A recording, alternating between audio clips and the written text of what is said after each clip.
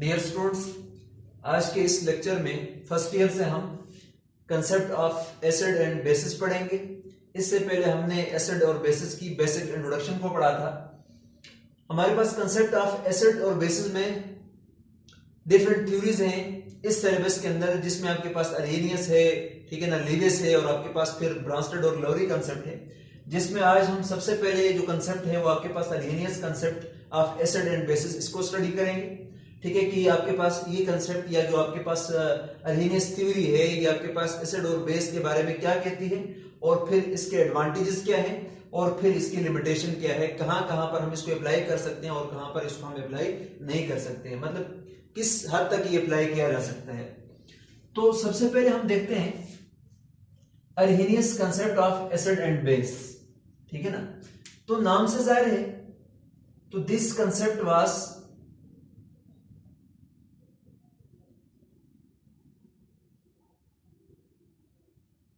was proposed by Arrhenius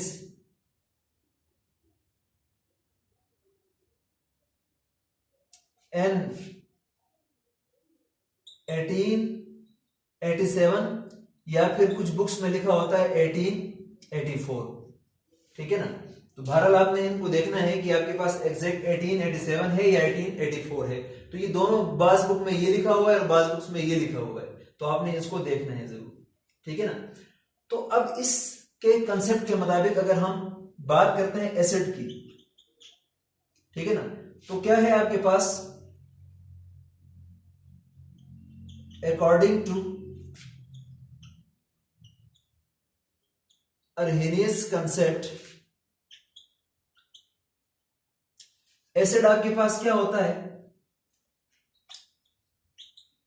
Acid is a substance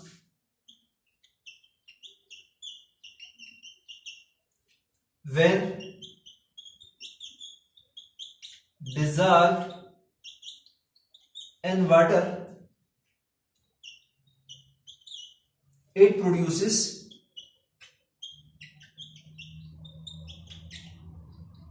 hydrogen ion.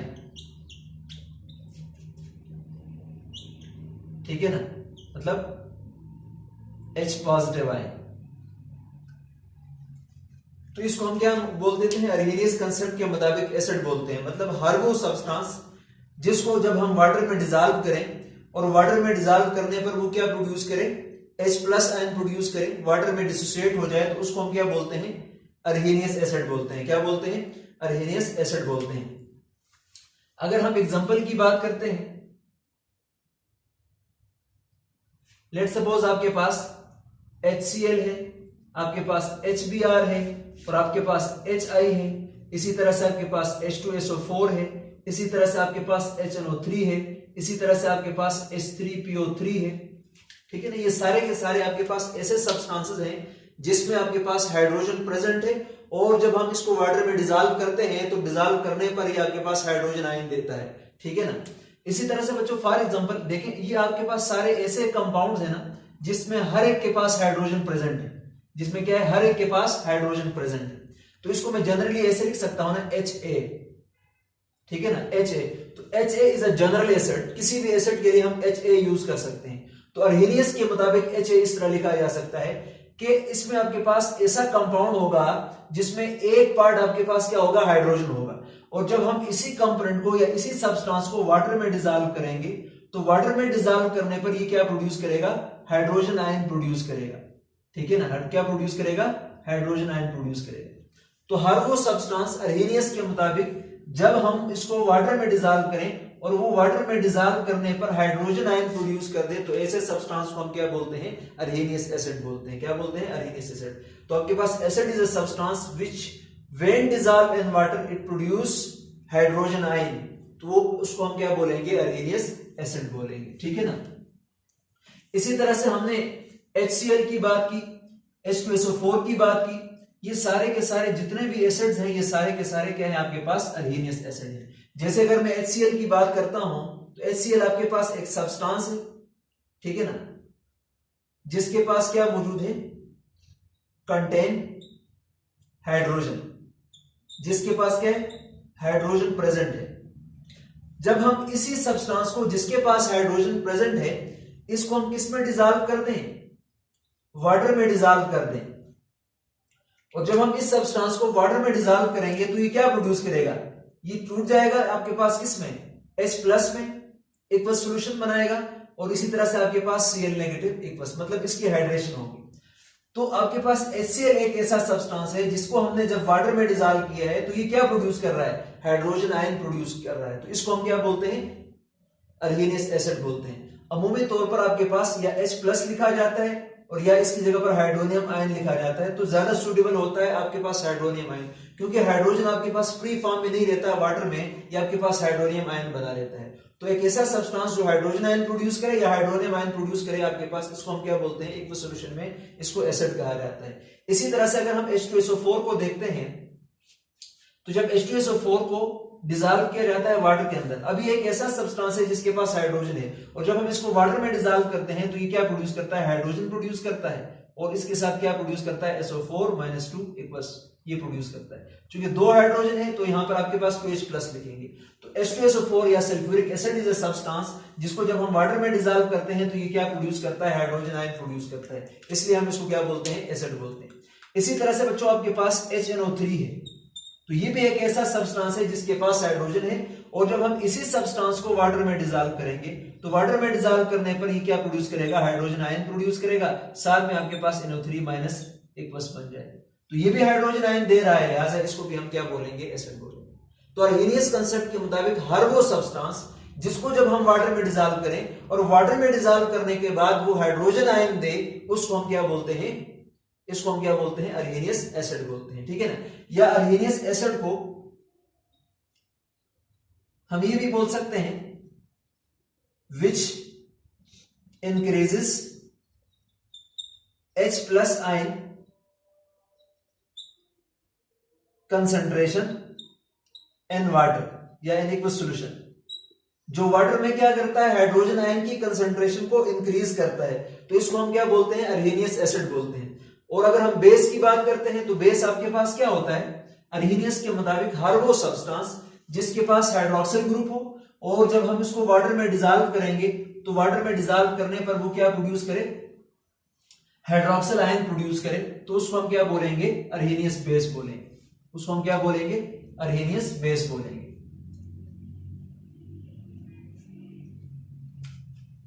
तो अर्गेनियस base क्या है आपके पास,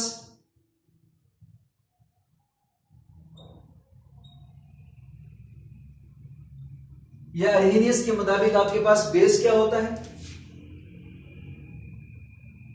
दोस substance which contain OH group when dissolved in water it produces hydroxyl ion.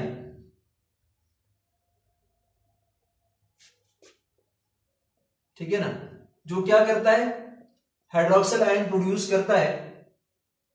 ठीक है ना, इसको हम क्या बोलते हैं, अर्गेनियस बेस बोलते हैं। इसको हम क्या बोलते हैं, अर्गेनियस बेस बोलते हैं। या ये क्या करता है, which increases the concentration of hydroxide ion and aqueous solution. ठीक है ना, ये आपके पास वो सब्सटेंस है जिसको जब हम वाटर में डिसॉल्व करते हैं तो ये क्या करता है, हाइड्रोक्सिल आयन की कंसंट्रेशन को वाटर में इंक्रीज करता है, तो उसको हम क्या बोलते हैं, अर्गेनियस बेस बोलते हैं।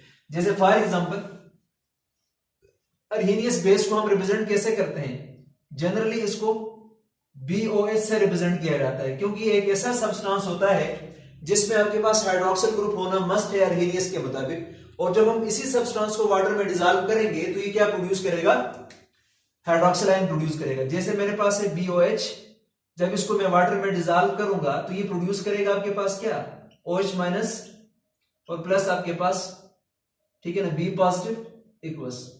तो इस तरह के सब्सटेंस जिसमें हाइड्रोक्सिल ग्रुप प्रेजेंट हो, जैसे कि ये है, और जब इसको वाटर में डिसॉल्व किया जाता है तो ये क्या प्रोड्यूस करे, हाइड्रोक्सिल आयन प्रोड्यूस करे। तो ऐसे सब्सटेंस को हम क्या बोलेंगे, बेस बोलेंगे। अब ये तो एक जनरल बात है ना। जैसे अगर हम लेते हैं एग्जांपल, आपके पास NaOH है जिसको हम सोडियम हाइड्रोक्साइड बोलते हैं। ये एक ऐसा कंपाउंड है जिसमें आपके पास हाइड्रोक्सिल ग्रुप मौजूद है, और जब हम इसको वाटर में डिसॉल्व करते हैं तो ये क्या प्रोड्यूस करेगा, ये प्रोड्यूस करेगा आपके पास OH- और इसी तरह से आपके पास Na+ प्रोड्यूस करेगा एक्वस फॉर्म में। तो इस सब्सटेंस को हम क्या बोलेंगे, बेस बोलेंगे, क्योंकि ये क्या प्रोड्यूस करता है, एक्वस सॉल्यूशन में हाइड्रोक्साइड आयन प्रोड्यूस करता है। ठीक है ना। इसी तरह से बच्चों आपके पास KOH है, ये भी आपके पास एक ऐसा कंपाउंड है जिसमें हाइड्रोक्सिल ग्रुप प्रेजेंट है, और जब इसको हम वाटर में डिसॉल्व करते हैं तो ये क्या प्रोड्यूस करता है, OH- प्लस आपके पास K+ प्रोड्यूस करता है। तो इस सब्सटेंस को हम क्या बोलेंगे, बेस बोलेंगे। क्या बोलेंगे, बेस। तो इसी तरह से आपके पास NH4OH है, जब आप इसको वाटर में डिसॉल्व करोगे तो ये क्या प्रोड्यूस करेगा, आपके पास NH4 आपके पास एक्वस प्रोड्यूस करेगा, और इसी के साथ आपको क्या मिलेगा, हाइड्रोक्सिल आयन मिलेगा। तो इस सब्सटेंस को भी हम क्या बोलेंगे, अर्हेनियस बेस बोलेंगे। तो सिंपल सी बात यह है कि हर इस तरह का कंपाउंड जिसमें आपके पास OH ग्रुप प्रेजेंट हो, और जब हम उसको वाटर में डिसॉल्व करें तो वाटर में डिसॉल्व करने पर वो क्या प्रोड्यूस करे, हाइड्रोक्सिल आयन प्रोड्यूस करे। तो इस तरह के सब्सटेंसेस को हम क्या बोलते हैं, अर्हेनियस बेस बोलते हैं। क्या बोलते हैं, अर्हेनियस बेस बोलते हैं। अब जो आपके पास अर्हेनियस बेस है, ये तो इसका कंसेप्ट आ गया जो इसने इस एसिड और बेस के बारे में दिया। अब इसके एडवांटेज क्या है, ठीक है ना, इसके एडवांटेजेस क्या है। सेकंड बात हमने क्या करनी थी, एडवांटेजेस की, कि इसके क्या एडवांटेज है।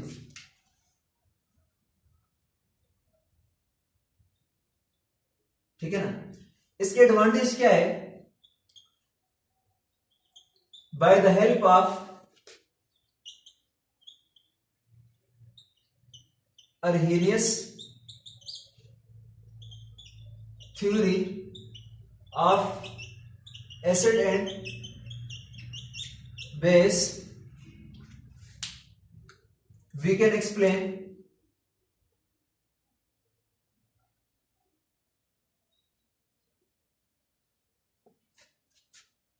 number 1, the process of hydrolysis। ठीक है ना, हम हाइड्रोलिसिस के प्रोसेस को हम क्या कर सकते हैं, एक्सप्लेन कर सकते हैं इस अर्हेनियस कंसेप्ट को यूज करके। क्योंकि आपके पास क्या होता है, जब भी कोई एसिड डिसोसिएट होता है वो आपके पास पॉजिटिव और नेगेटिव आयन बना देता है। पॉजिटिव आयन हाइड्रोजन है, नेगेटिव पार्ट कोई और हो सकता है। तो वाटर मॉलिक्यूल क्या करते हैं, इन दोनों आयन को अपने अपोजिट पोल के साथ सराउंड करते हैं, और इसको हम क्या बोलते हैं, हाइड्रेशन बोलते हैं। ठीक है ना। और इसी तरह से फिर आपके पास प्रोसेस ऑफ हाइड्रोलिसिस को इससे एक्सप्लेन किया जा सकता है, और फिर इसी तरह से हम न्यूट्रलाइजेशन को भी हम एक्सप्लेन कर सकते हैं। ठीक है ना। तो न्यूट्रलाइजेशन में आपके पास क्या होता है कि आपके पास एसिड का जो आपके पास हाइड्रोजन है और बेस का जो आपके पास OH नेगेटिव है, ये मिलकर वापस से आपके पास क्या बनाते हैं, एक अनआयनाइज्ड कंपाउंड बनाते हैं, जैसे कि वाटर है न्यूट्रल सब्सटेंस। तो इस तरह के प्रोसेस को हम क्या बोलते हैं, न्यूट्रलाइजेशन बोलते हैं। ठीक है ना। तो जिसमें आपके पास क्या होता है, एसिड और बेस मिलकर साल्ट और वाटर बनाते हैं। तो इससे हम क्या कर सकते हैं, इस प्रोसेस को भी एक्सप्लेन कर सकते हैं। ठीक है ना। तो ये था आपके पास एडवांटेज ऑफ क्या, आपके पास अर्हेनियस कंसेप्ट। इसके बाद इसकी लिमिटेशंस क्या है। हाँ, इसके अलावा एक इसकी और आपके पास एडवांटेज ये भी है कि इसके थ्रू हम क्या कर सकते हैं, स्ट्रेंथ ऑफ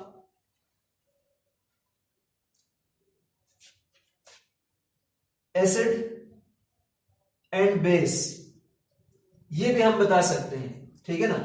अब अगर फॉर एग्जांपल अगर आपके पास एक बेस है तो ये आपके पास वीक भी हो सकता है।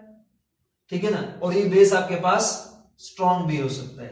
तो अब आपके पास वीक कब होगा ये बेस, ठीक है ना, जब आपके पास स्मॉल एक्सटेंट तक आपके पास क्या हो जाए, डिसोसिएट हो जाए।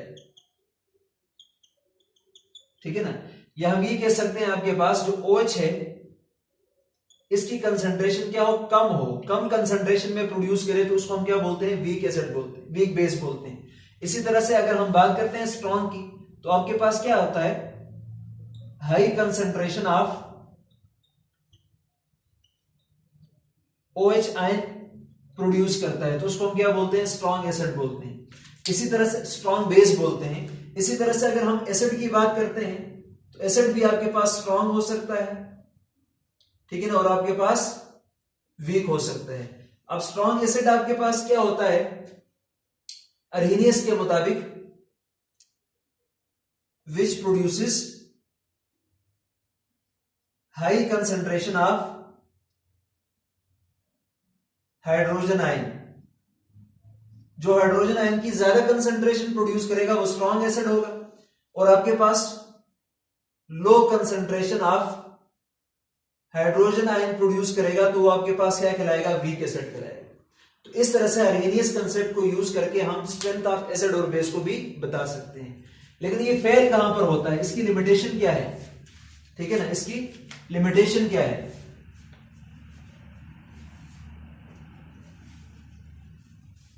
Limitation of अर्हेनियस concept,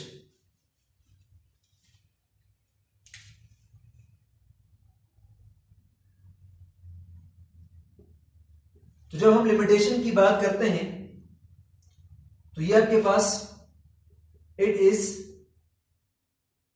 limited only to aqueous solution,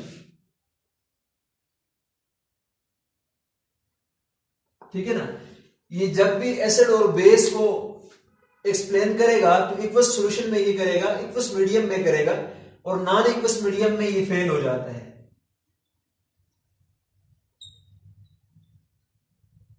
ठीक है। नॉन एक्वस मीडियम में ये क्या होता है, फेल हो जाता है। जैसे अगर आपके पास HCl है, इसको हम जब वाटर में डिसॉल्व करते हैं तो ये क्या प्रोड्यूस करता है, H प्लस प्रोड्यूस करता है, ठीक है ना, प्लस आपके पास Cl नेगेटिव। तो इसका मतलब ये अर्हेनियस एसिड है, क्योंकि वाटर में डिसॉल्व होता है, इसके पास हाइड्रोजन है तो ये हाइड्रोजन आयन देगा।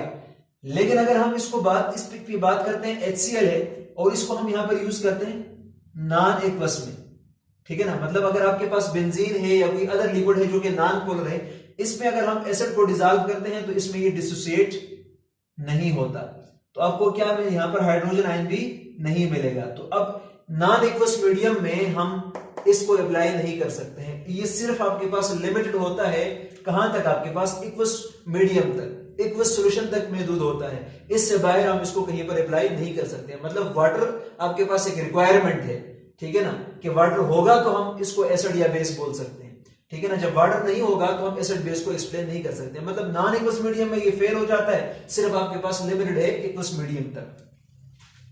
इसी तरह से अगर हम अभी बात करते हैं जो ये एक्सप्लेन नहीं कर सकता, ये नंबर 1 लिमिटेशन है।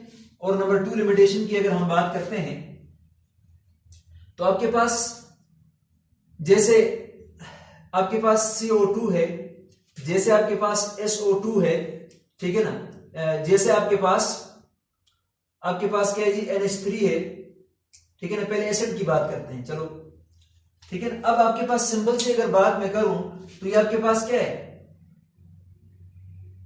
these are acids but contain no hydrogen, ठीक है ना। ये आपके पास है तो एसिड है पर इनके पास तो कोई हाइड्रोजन नहीं है, ठीक है। अर्हेनियस तो ये कहता है कि हर वो कंपाउंड जिसके पास हाइड्रोजन हो तो वो हाइड्रोजन आयन देगा, वो एसिड कहलाएगा। लेकिन अब ये है तो आपके पास एसिड है पर इसके पास तो कोई हाइड्रोजन नहीं है, तो ऐसे कंपाउंड जिसमें हाइड्रोजन नहीं है, ठीक है ना, लेकिन फिर भी वो एसिड है, तो ऐसे एसिड को एक्सप्लेन करने में ये फेल हो जाता है। Fail to explain compounds which are acids but does not have any hydrogen। ये एक ऐसे एसिड हैं जिनमें कोई हाइड्रोजन नहीं है, तो इस तरह के एसिड को ये एक्सप्लेन नहीं कर सकता, ठीक है ना। इसी तरह से अगर आप लोग देखेंगे तो आपके पास बेसिस हैं BaO, बेरियम हाइड्रोक्साइड, ठीक है, ये आपके पास क्या है, बेस है, लेकिन आपके पास हैविंग नो हाइड्रोक्सिल ग्रुप, ठीक है ना। ये है तो आपके पास बेस है पर इसके पास हाइड्रोक्सिल ग्रुप तो कोई नहीं है, तो फिर इस तरह के कंपाउंड जिसमें जो है तो बेस है पर हाइड्रोक्सिल ग्रुप इसमें नहीं है, तो ये भी एक्सप्लेन नहीं कर सकता। मतलब ये सिर्फ आपके पास ऐसे एसिड तक महदूद है कि जिसमें आपके पास हाइड्रोजन हो, और ये ऐसे बेस तक महदूद है जिसमें आपके पास OH ग्रुप में, इनको तो ये एक्सप्लेन करता है। लेकिन अदर देन दीज एसिड और बेसिस, जैसे कि ये और ये हैं, इस तरह के एसिड और बेस को ये एक्सप्लेन नहीं कर सकता, इसको एक्सप्लेन करने में फेल हो जाता है। तो इसकी दूसरी लिमिटेशन है, ठीक है ना। इसी तरह से बच्चों आपके पास ऐसे कंपाउंड्स भी हैं जिसमें आपके पास क्या है, हाइड्रोजन है पर वो फिर भी बेस है। जैसे आपके पास NH3 है, अर्हेनियस के मुताबिक ये आपके पास क्या होना चाहिए, एसिड होना चाहिए, पर आपके पास NH3 क्या है, आपके पास दिस इज बेस, ठीक है ना।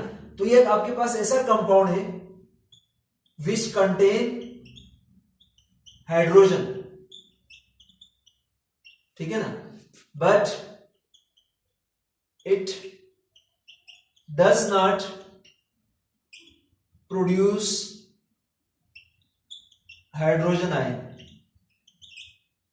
ठीक है ना। ये है तो आपके पास क्या है, एक ऐसा कंपाउंड है जिसमें हाइड्रोजन है पर फिर भी ये आपके पास क्या प्रोड्यूस नहीं करता, हाइड्रोजन प्रोड्यूस नहीं करता। ये तो आपके पास बेस है, तो इसको भी एक्सप्लेन करने में ये फेल हो गया था।